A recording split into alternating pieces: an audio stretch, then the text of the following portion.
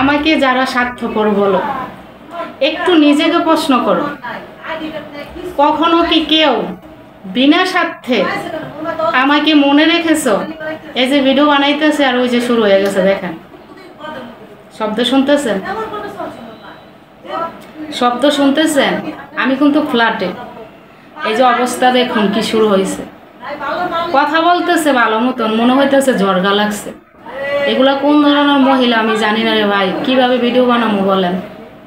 রাত্রে পারি না, দিনে পারি না। এই নিচতলায় বাসা নিয়ে কি যে যন্ত্রণায় আসি রে ভাই।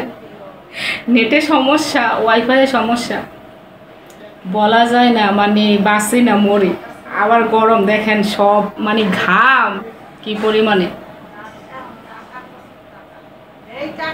আমাকে যারা স্বার্থপর বলো, একটু ভেবে দেখো, একটু নিজেকে জিজ্ঞেস করো, যারা আমাকে স্বার্থপর বলো তারা কি আমাকে বিনা স্বার্থে কখনো মনে রেখেছো?